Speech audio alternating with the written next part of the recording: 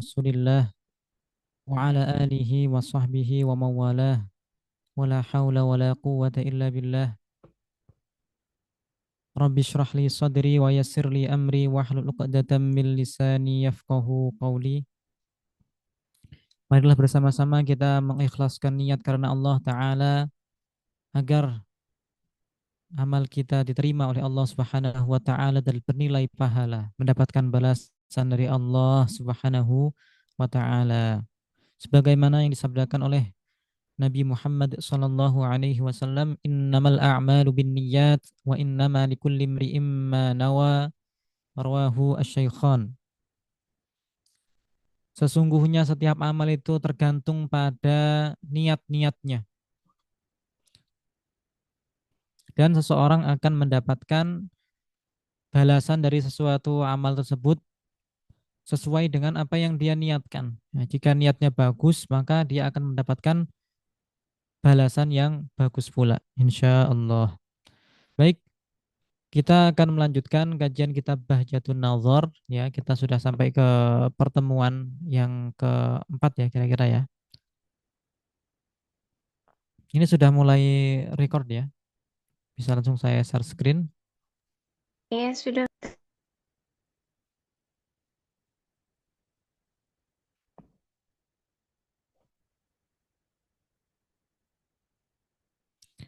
Pertanyaan ke-23 ya. Pertanyaan ke-23 dari kitab Bahjatun Nazar. Totalnya sampai 400 pertanyaan. Kita masih sampai di 23. Jadi masih panjang insya Allah. Ya, jangan sampai terlewatkan karena kita nggak akan kembali ke pertanyaan sebelumnya. Ya. Kita akan tetap lanjut. Pertanyaan ke-23, qala al-muallif rahimahullah, Allah Ta'ala mausufun bi kulli kamalin yaliqu bihi. Limadha quyyidat kalimatu kamalin bi'ibarati yaliqu bihi. Disebutkan dalam kitab Mukhtasar Abdillahil Harari, Allah Ta'ala Allah Ta'ala mausufun bi kulli kamalin yaliqu bihi. Allah Ta'ala disifati dengan segala kesempurnaan, segala sifat yang menunjukkan kesempurnaan yang layak baginya. Kenapa disebutkan kalimat sempurna yang layak baginya? Kenapa tidak semua kesempurnaan? Nah, jawabannya adalah innama quyyidat hadhil ibaratu bilafzi yaliqu bihi li'annal kamala imma an yakuna kamalan fi haqqillahi wa fi ghairihi kal ilmi. Sesungguhnya diberikan keterangan penjelasan tentang ungkapan ini dengan kesempurnaan yang layak baginya. Kenapa harus ada yang layak baginya? Karena kesempurnaan itu ada kalanya kesempurnaan yang layak pada Allah dan pada selainnya. Artinya ketika dikatakan sifat tersebut kepada Allah itu layak dan kesempurnaan, begitu pula ketika disifatkan kepada selainnya, kepada makhluk. Seperti al-ilm, mengetahui. Allah maha mengetahui. Itu kesempurnaan bagi Allah.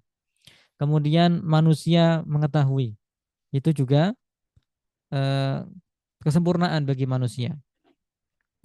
Wa imma an yakuna kamalan fi haqqi ghairihi wa laysa kamalan fi haqqihi kal wasfi bi rajahatil aql. Dan terkadang ada sifat sempurna yang itu hanya layak untuk dinisbatkan kepada selain Allah, dan sifat tersebut tidak merupakan kesempurnaan bagi Allah. Seperti sifat dengan akalnya unggul, akalnya itu jenius, akalnya encer. Kenapa ini tidak layak disifatkan kepada Allah? Karena Allah tidak disifati dengan akal.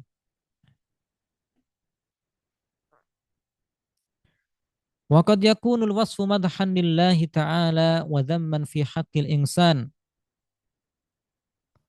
Dan terkadang ada suatu sifat yang ketika disifatkan kepada Allah itu merupakan pujian, kesempurnaan. Adapun ketika disifatkan kepada manusia itu malah menjadi sifat kekurangan. Wadzalika kal wasfi bil jabbar huwa madhun fi haqqillah wa dhammun fi haqqil insan. Seperti ketika dikatakan dalam bahasa Arab ya, misalnya Allahu Allah al-Jabbar atau al-insan al-Jabbar ataupun Zaidun al-Jabbar. Nah, ketika itu disifatkan kepada Allah itu merupakan pujian. Akan tapi ketika disifatkan kepada manusia itu merupakan celaan. Wa ma'na al-jabbar idza utliqa 'ala Allah alladzi la tanaluhu al-aidi wa la yaqa'u fi milkihi ghairu ma arad. Makna al-jabbar ketika dinisbatkan kepada Allah artinya adalah yang tidak dapat diraih oleh tangan-tangan.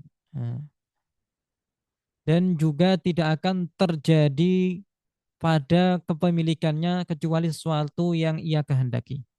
Artinya Allah bukan jisim yang dapat disentuh dengan tangan, nah, dapat dirubah-rubah oleh tangan, bukan seperti itu. Allah juga berkuasa pada kepemilikannya, pada alam semesta ini.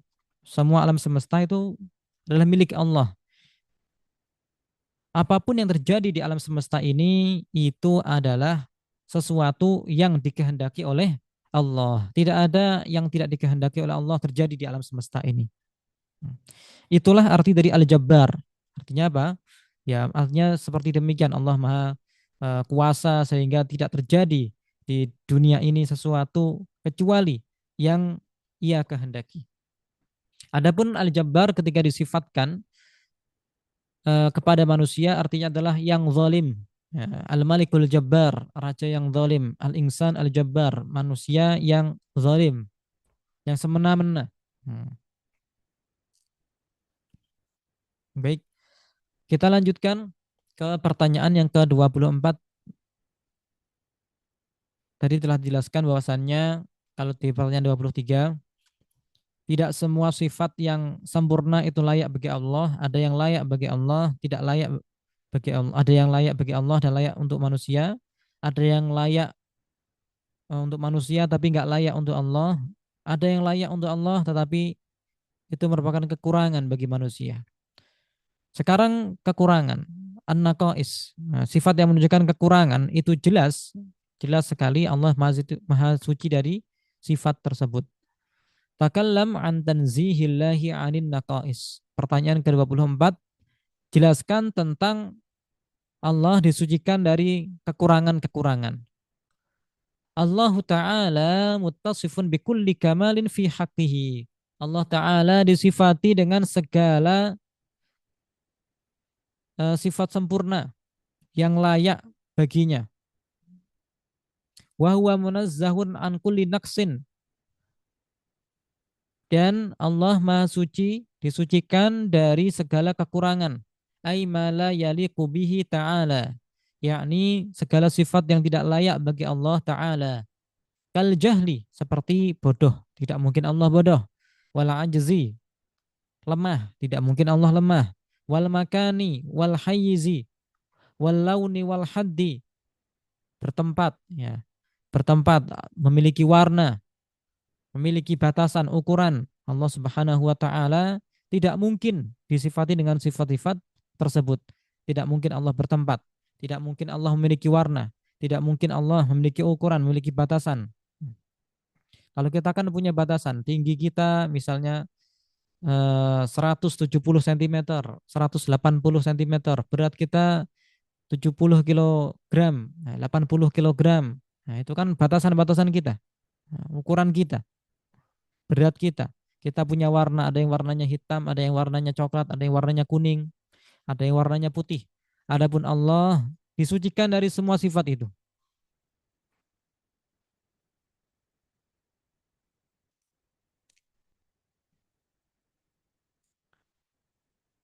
Al-Imam Abu Ja'far At-Tahawi mengatakan dalam kitabnya, qala al-Imam Abu Ja'far At-Tahawi al-mutawaffa sanata 322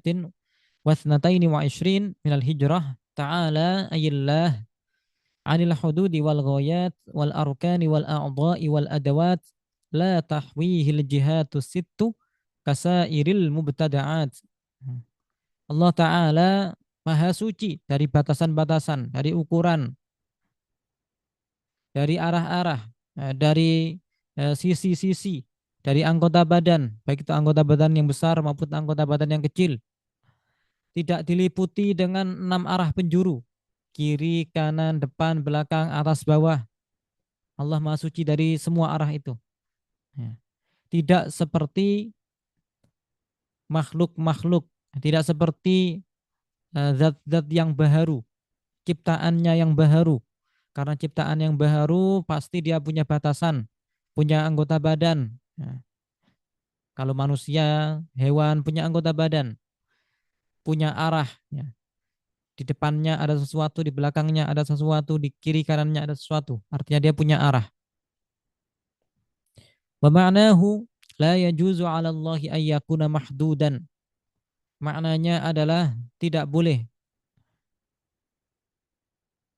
bagi Allah atau tidak boleh dikatakan Allah memiliki batasan. Faidan huwa munazzahun an ayyakuna jalisan di annal julusa di annal muttasifa bil julus la budda ayyakuna mahdudan. Artinya Allah maha suci, maha disucikan dari duduk. Karena yang disifati dengan duduk, ya, sesuatu yang duduk itu pasti dia memiliki ukuran, memiliki batasan. Apakah ada yang pernah lihat manusia duduk tapi nggak punya ukuran? Ya, pasti nggak ada. Yang namanya sesuatu yang duduk itu punya ukuran dan punya bagian-bagian. Setidaknya ada bagian atas dan bagian bawah. Nah, yang jelas terlihat. Namanya duduk itu dia ada bagian atasnya, ada bagian bawahnya. Qala al-Imam Ali radhiyallahu anhu, "Innallaha khalaqal 'arsya izharan liqudratihi wa lam yattakhidhu makanan lidzatihi." Dzakarahu al-Imam Abu Mansur al-Baghdadi fi Kitabil Farqi bainal Firaq ba'da an naqala al-ijma' ala tanzihillahi 'anil makani wal hadd. Di sini dinukil oleh pengarang kitab perkataan Sayyiduna Ali. Kenapa dinukil di sini? Karena sebagian orang itu meyakini Allah duduk di atas arasy atau bersemayam di atas arasy atau bertempat di atas arasy. Itu merupakan keyakinan yang bertolak belakang dengan keyakinan Ahlu Sunnah wal Jamaah, keyakinan para nabi, keyakinan para sahabat, keyakinan para ulama. Imam Ali radhiyallahu anhu mengatakan sesungguhnya Allah menciptakan arsy untuk menampakkan kekuasaannya. Karena arsy adalah makhluk yang paling besar. Kalau Allah mampu menciptakan makhluk yang sebesar arsy, tentu Allah mampu untuk menciptakan makhluk yang lebih kecil. Seperti kita, seperti alam, seperti dunia ini. Ya. Seperti langit dan bumi, matahari itu lebih kecil daripada arsy.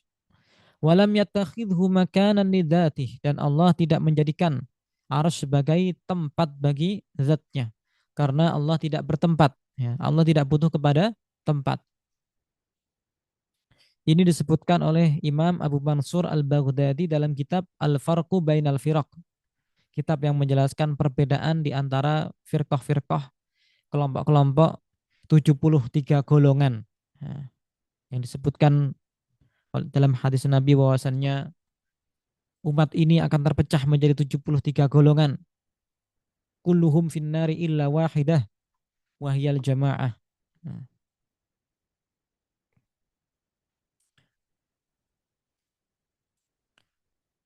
Imam Abu Mansur al-Baghdadi menyebutkan perkataan Sayyidina Ali setelah menukil kesepakatan umat Islam bahwasannya Allah Maha Suci dari tempat dan dari batasan ataupun ukuran.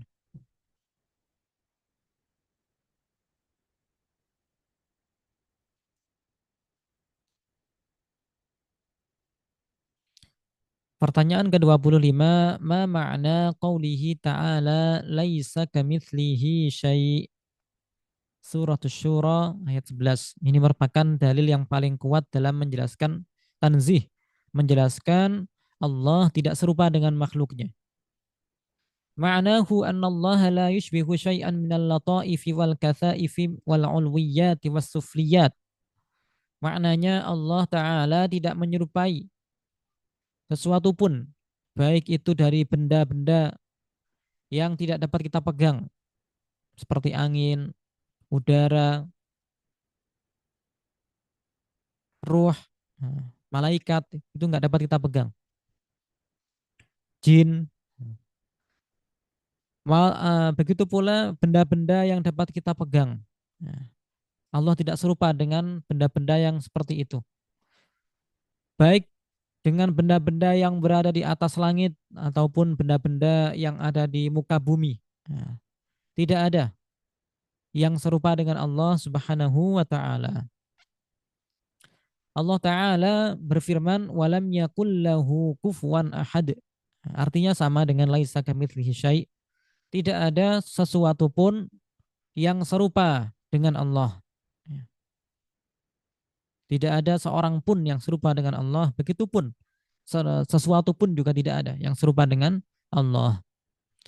Ai la nadhira lahu biwajhin minal wujuh. Yani tidak ada tandingan, tidak ada bandingan bagi Allah dari satu segi, dari semua segi. Tidak ada yang menyamai Allah atau yang serupa dengan Allah dalam satu segi pun, dalam satu hal pun tidak ada.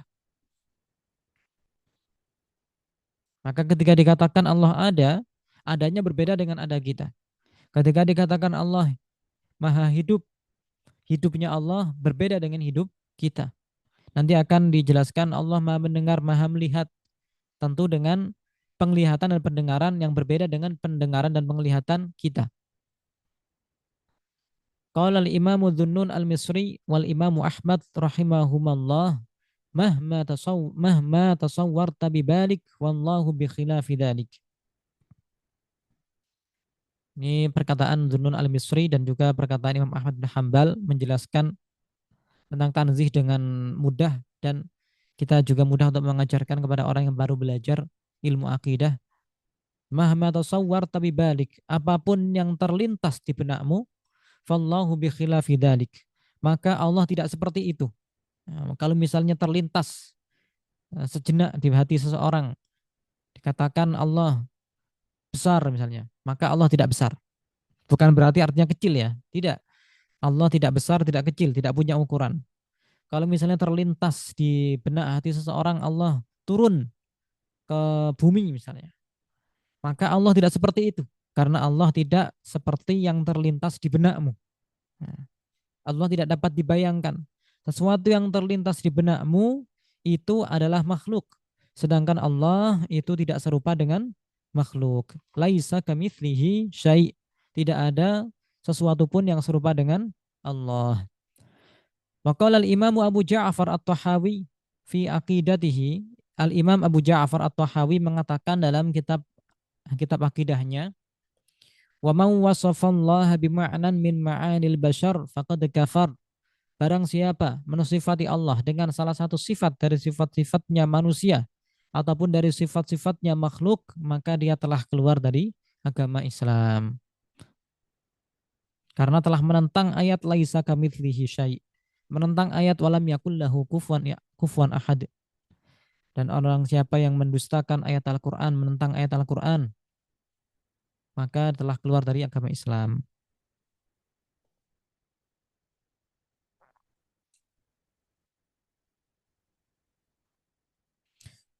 Pertanyaan ke-26, takallam an sifatayis sam'i wal basari lillahi ta'ala.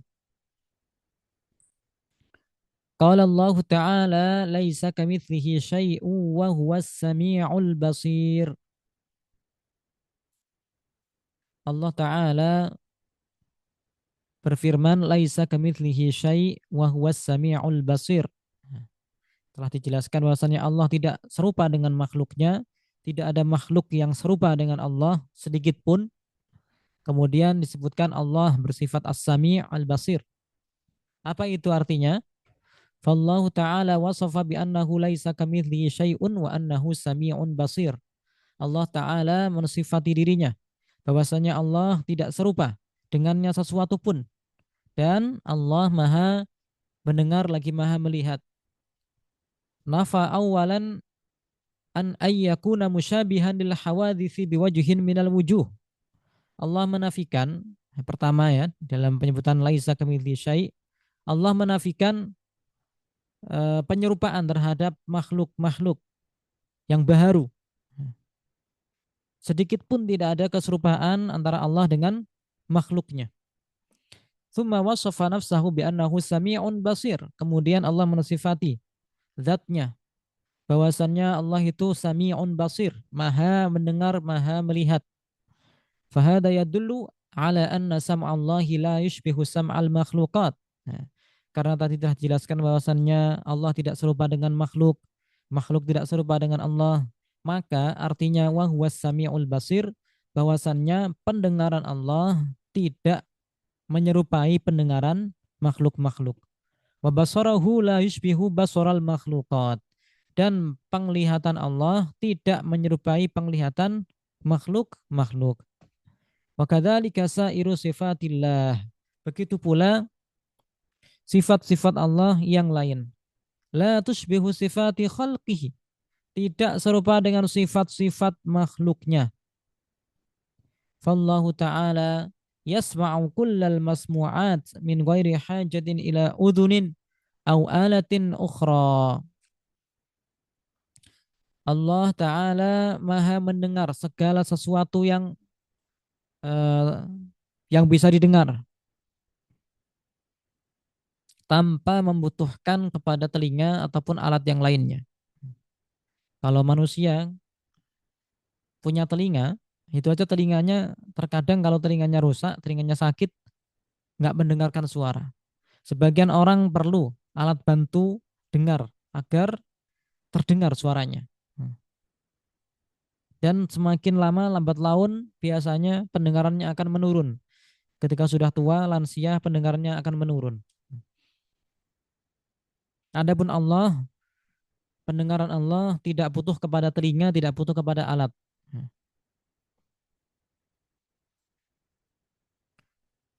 Dan Allah mendengar segala sesuatu. Sekalipun suara itu sangat lirih, didengar oleh Allah. Hentakan kaki semut, misalnya, itu didengar oleh Allah Subhanahu wa Ta'ala, yang kita nggak dengar, sekalipun semutnya di depan kita. Suara yang sangat jauh dari kita, misalnya ada suara di dalam gua misalnya, jauh dari kita, tapi bagi Allah tidak ada bedanya antara yang dekat dengan yang jauh. Bahkan ketika manusia berkumpul dalam satu tanah yang luas, ribuan manusia berdoa dengan bahasanya masing-masing. Ada yang berdoa dengan suara yang keras, yang lantang, ada yang berdoa dengan suara yang lirih. Semuanya didengar oleh Allah Subhanahu wa Ta'ala. Allah Maha mengetahui apa yang mereka doakan. Dengan bahasa apapun, dengan suara bagaimanapun, baik dengan suara yang keras maupun suara yang lirih. Tidak ada bedanya bagi Allah. Kalau bagi kita beda. Kalau suara keras kita mendengarnya dengan mudah. Kalau kalau suara yang lirih agak sulit. Apalagi yang sangat lirih itu sulit kita dengarkan. Begitu pula yang sangat keras, kita nggak bisa mendengarkannya. Nah, udah sakit duluan telinga kita. Nah.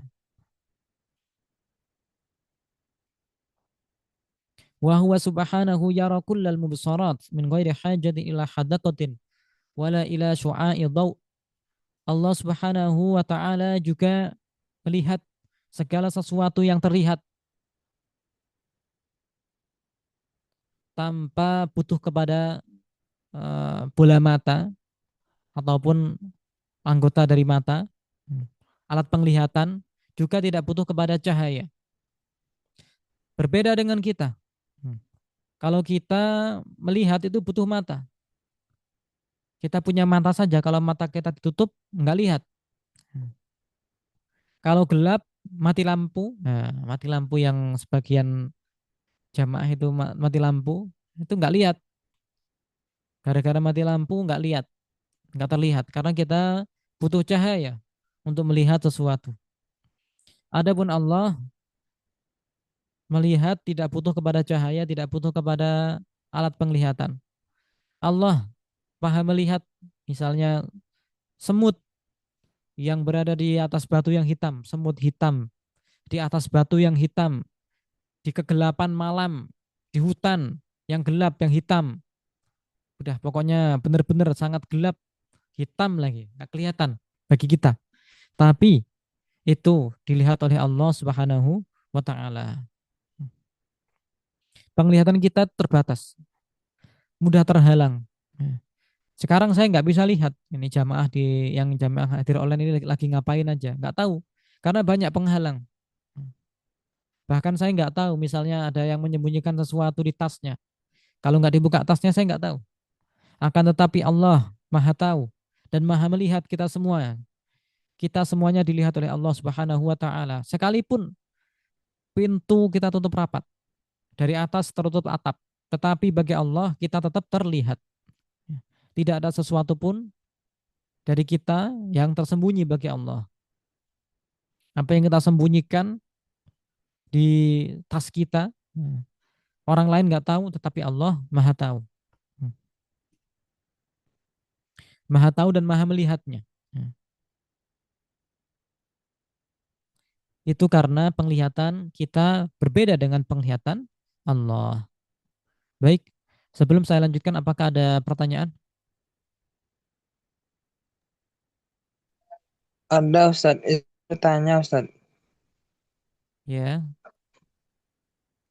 Kalau sifat al-jabbar jika diitlakkan kepada manusia maknanya apa Ustaz? maknanya itu zalim, manusia yang zalim. Kalau yang pernah kami dapat itu katanya sifat kayak sifat diktator itu Ustaz, ya betul atau enggak Ustaz? Iya, seperti itu. Diktator kan zalim. Ya, makasih Ustaz. Iya. Kezaliman yang seperti itu yang dimaksud. Dia Assalamualaikum. semena-mena. Waalaikumsalam, silahkan. Izin bertanya Ustadz, kalau makna sifat Allah Al-Qawi itu maknanya apa ya Ustadz? Terima kasih. Makna dari Al-Qawi dengan Al-Qadir itu sama, artinya maha berkuasa. Al-Qawi Ustadz. Sama dengan Al-Qadir. Oh, sama. Maha kuasa. Ya, maha kuasa. Putus-putus Ustadz. Ya, maha kuasa.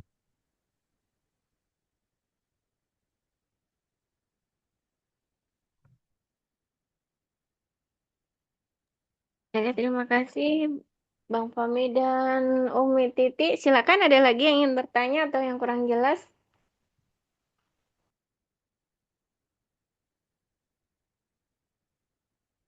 Apakah ada pertanyaan?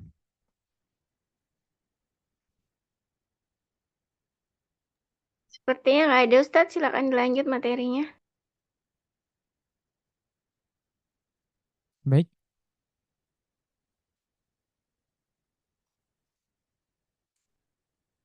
kita lanjutkan sebentar.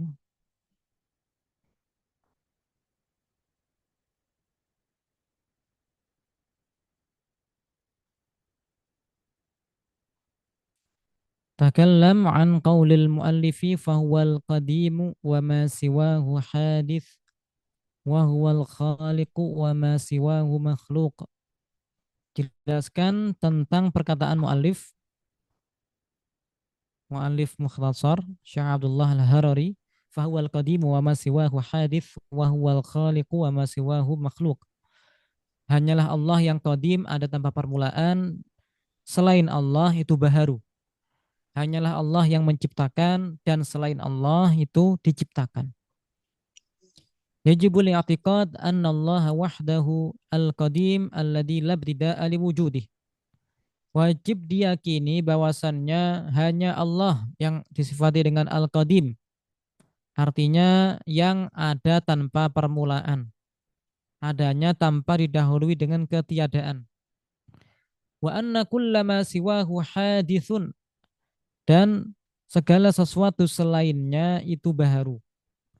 Fakullu hadithin dakhala fil wujudi minal a'yani wal a'mali minal dharrati ilal arsh. Wa min kulli harakatin lil ibadi wa sukunin wan nawaya wal khawatiri. Huwa bi khalqillahi lam yakhluqu ahadun siwallah. La tabi'atun wa la illah. segala sesuatu yang baharu, yang asalnya tidak ada menjadi ada, itu masuk pada keberadaan, artinya asalnya tidak ada, kemudian menjadi ada, diadakan oleh Allah. Baik itu berupa benda-benda maupun perbuatan-perbuatan. Benda-benda termasuk diantaranya kita, ya, jasad kita, badan kita, dan perbuatan-perbuatan kita. Baik itu benda yang terkecil yang dapat kita lihat dengan mata, yaitu az-zarrah, yang telah ditafsiri oleh sebagian ulama. Az-zarrah itu adalah debu-debu beterbangan yang muncul ketika, yang terlihat bagi kita ketika ada cahaya matahari yang masuk melalui ventilasi. Nah, itu kan ada debu-debu yang berterbangan, itu namanya zarrah, benda terkecil yang dapat kita lihat. Bukan berarti nggak ada yang lebih kecil dari itu, ada yang lebih kecil tapi tidak dapat kita lihat dengan mata saja, perlu alat pembesar ataupun alat mikroskop ataupun yang semisalnya. Sampai benda-benda yang besar, dan yang terbesar adalah al-arsh. Makhluk Allah yang terbesar adalah al-arsh. Semuanya diciptakan oleh Allah. Begitu pula setiap gerakan hamba, gerakan dan diamnya hamba, itu diciptakan oleh Allah. Niat-niat dan juga segala sesuatu yang terlintas di hatinya, di benaknya, itu diciptakan oleh Allah. Apa bedanya niat dengan khatir? Nah, kalau niat itu hamba menghendaki, hamba mau sholat, seseorang ingin sholat, ingin wudhu, ingin bersedekah, ingin melakukan maksiat, itu juga niat. Ya. Ingin melakukan kezoliman, ingin memukul seseorang, keinginan. Nah, ada keinginan dari seseorang. Atau sebatas lintasan di dalam hati. Misalnya di hatinya terlintas sesuatu yang tidak kita inginkan. Nah, terkadang itu kan ya ada aja pikiran-pikiran yang terlintas di hati kita. Nah, yang mana kita nggak suka dengan pikiran tersebut. Misalnya perkataan yang menyerupakan Allah dengan makhluknya atau perbuatan-perbuatan jahat gitu. Itu terkadang terlintas di pikiran kita. Nah, kalau khatir itu tidak berbahaya bagi diri kita. Tapi kalau niat, nah, seseorang berniat untuk meninggalkan agama Islam di kemudian hari, maka ini berbahaya baginya. Karena niat tersebut telah mengeluarkan dia dari agama Islam, walaupun baru niat saja. Tapi kalau khatir terlintas di hatinya, nah itu tidak berbahaya selama tidak menimbulkan keraguan setelahnya. Semuanya itu diciptakan oleh Allah. Tidak ada yang menciptakan kecuali Allah. Bahkan tabi'ah dan illah tidak menciptakan. Apa itu tabi'ah? Tabi'ah adalah sifat yang dijadikan oleh Allah pada suatu benda. Misalnya api. Apa sifatnya api? Membakar. Api membakar.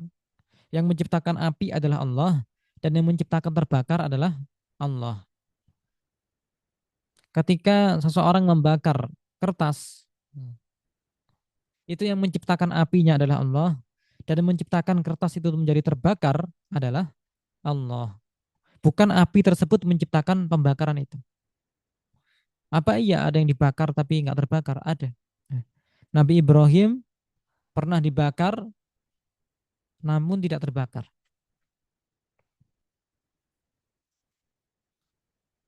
Nabi Ibrahim tidak terbakar, pakaiannya juga tidak terbakar. Yang terbakar itu justru tali yang mengikatnya terbakar.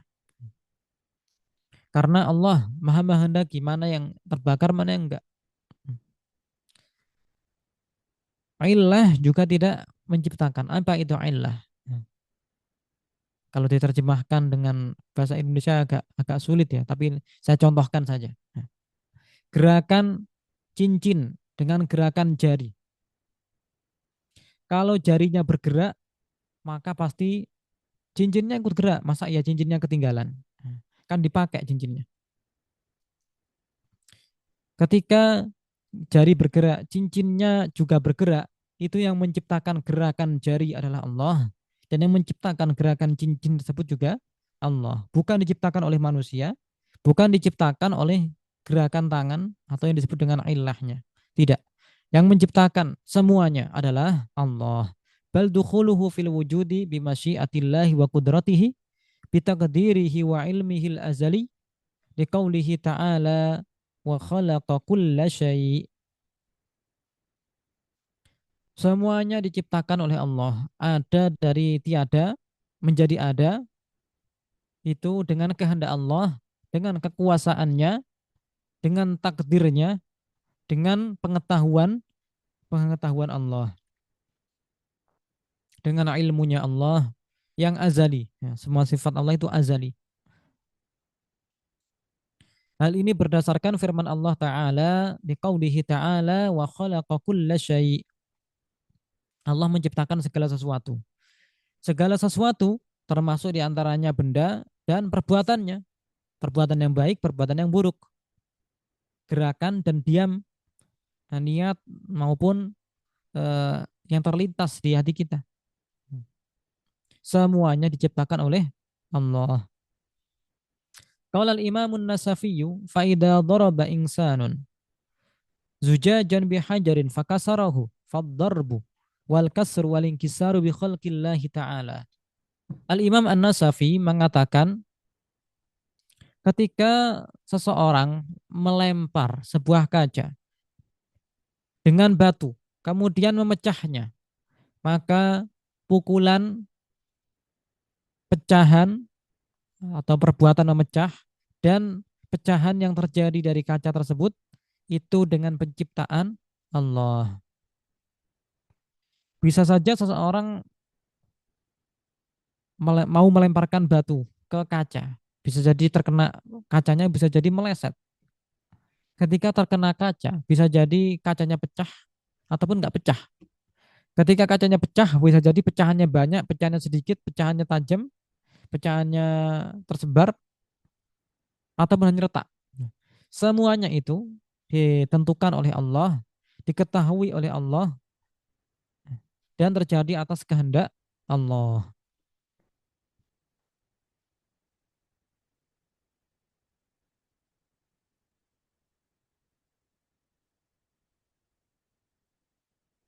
Baik, kita tambah satu lagi. Pertanyaan ke-28, takallam an sifatil kalami lillahi ta'ala. Jelaskan tentang sifat al-kalam bagi Allah Ta'ala. Jadi Allah itu punya sifat al-kalam. Apa arti al-kalam? Artinya adalah Allah berkalam. Kalau diterjemahkan ya kita hati-hati dalam menerjemahkannya ya. Intinya kalam itu adalah lawan dari bisu. Kalau dulu ada yang menerjemahkan berbicara, tetapi kita hindarkan terjemahan tersebut kalau bisa ya. Karena dikhawatirkan kalau diterjemahkan berbicara nanti sebagian orang memahaminya menggunakan huruf, menggunakan bahasa. Nah, tidak seperti itu. Qala al-Imam Abu Hanifah, Imam Abu Hanifah mengatakan radhiyallahu anhu fi kitabihil fiqhil absat, dalam kitabnya Al-Fiqhul Absat, wa yatakallamu la kakalamina. Allah berkalam tidak seperti kalam kita. Nahnu natakallamu bil alati minal makhariji wal huruf wallahu mutakallimun bila alatin wala huruf.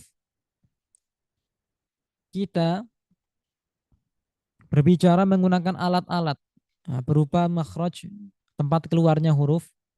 Kita berbicara itu menggunakan tenggorokan, lidah, bibir, tergantung huruf yang kita keluarkan ya.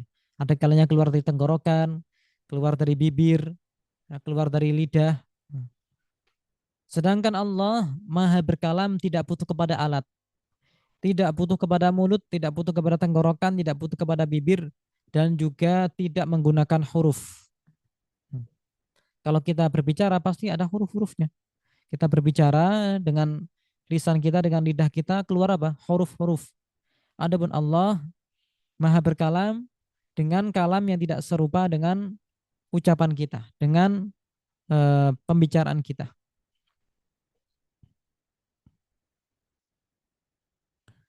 Fallahu ta'ala mutakallimun bi kalamin la yushbihu kalamana. Allah ta'ala maha berkalam dengan kalam yang tidak sama dengan kalam kita. Kalau kalam kita, kita boleh katakan berbicaranya kita. Ya.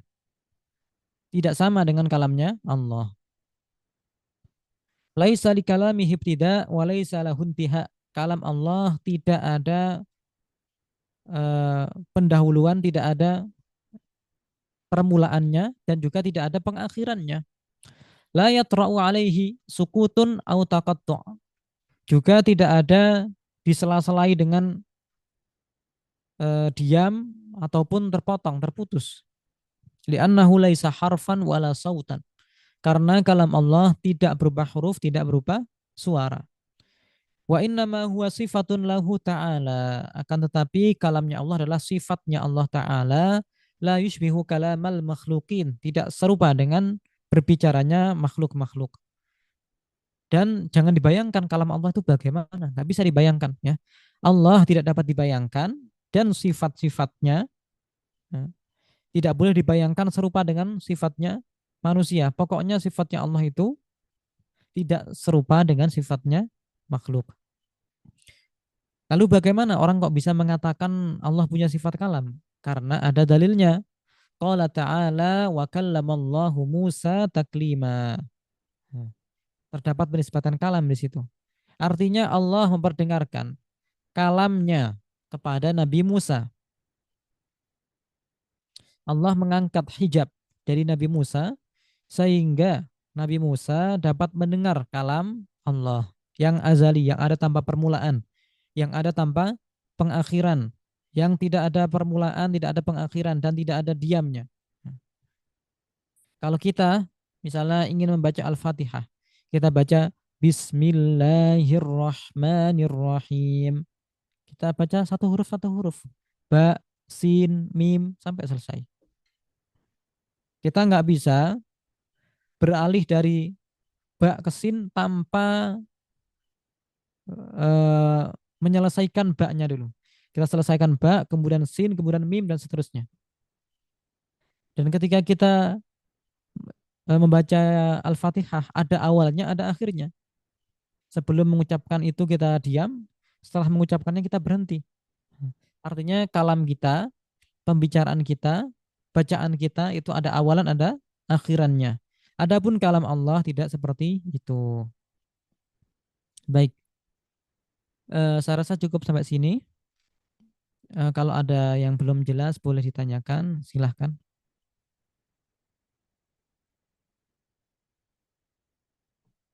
Silahkan kalau ada yang bertanya.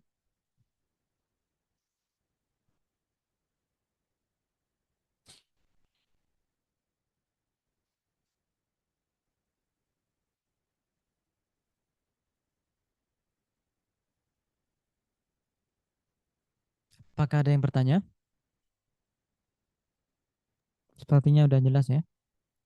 Sepertinya nggak ada Ustadz. Udah paham semua kayaknya. Baik Ya, ya.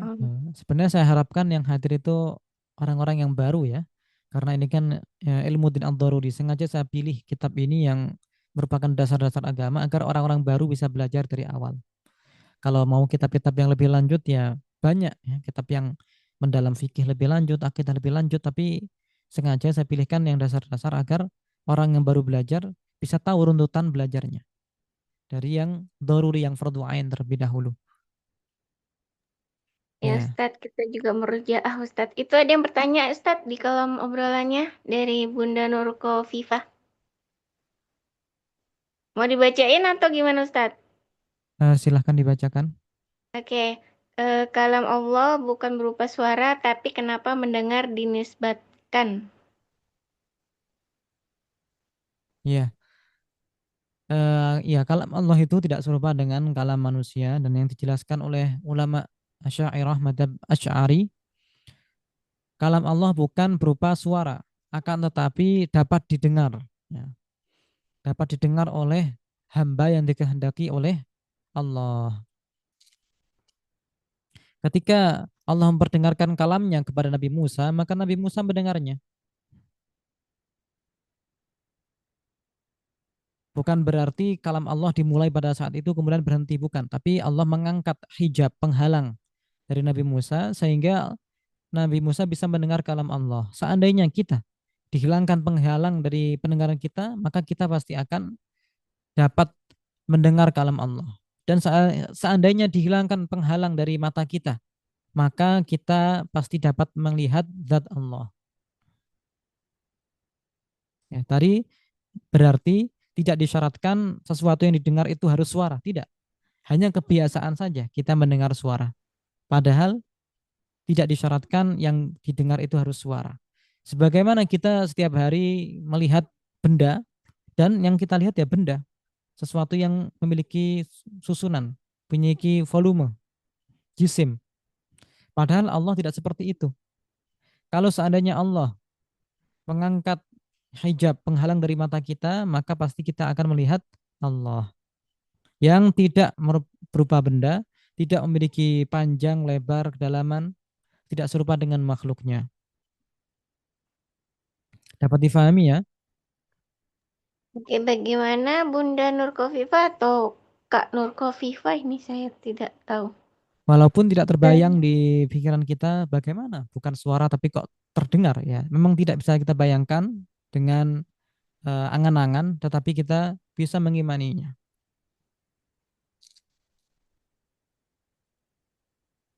Baik, Oke, terima kasih Ustadz, katanya jelas. Ada lagi? Izin bertanya Ustaz, silahkan.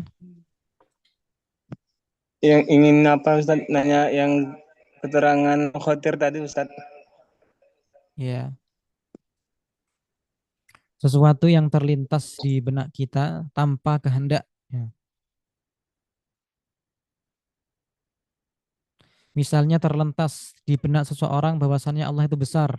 Kan terkadang bisa saja ada pikiran-pikiran yang terlintas gitu. Maka kita harus meyakini bahwasannya Allah tidak seperti itu. Atau terlintas di benak seseorang bahwasannya dikatakan Allah itu duduk di atas arsy, besar. Kemudian ya dengan gambaran-gambaran yang biasanya digambarkan oleh orang kafir karena dia habis melihat postingan dari orang kafir ataupun melihat patung ataupun melihat apa sehingga terlintas di benaknya. Nah, itu tidak berbahaya bagi dia selama tidak meyakininya. Dan kita katakan ya, bahwasannya Allah tidak seperti itu. Apapun yang terlintas di benakmu maka Allah tidak seperti itu.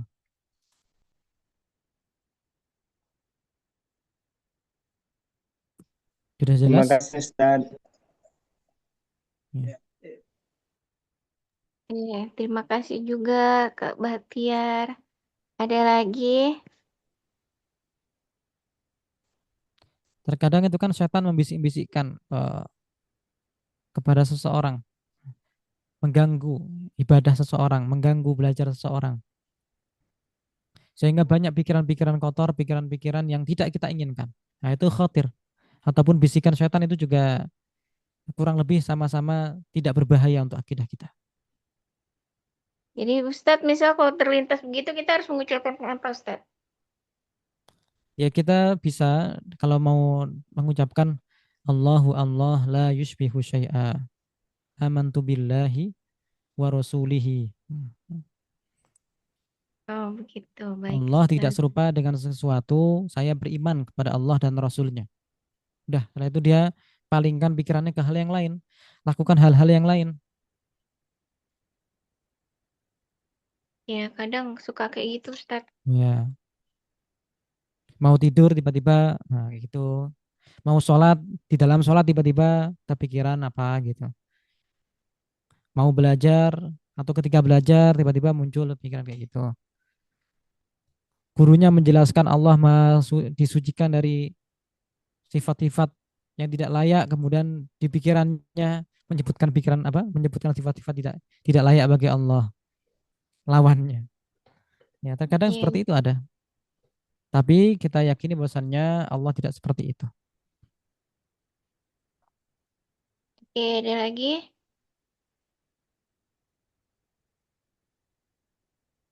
Sepertinya tidak ada Ustadz. Arnih Fitriani. Dari Sudah? mana? Ustadz, sepertinya tidak ada. Baik, kita tutup dengan bacaan tahlil bersama-sama. La ilaha La ilaha illallah. illallah. Allah Allahumma salli ala sayyidina Muhammad wa ala wa alihi wa alihi sahbihi wa sallim. Rabbi ighfirli wa liwalidayya wa lil mu'minina wal mu'minat. Alhamdulillahi walhamdulillah. rabbil alamin.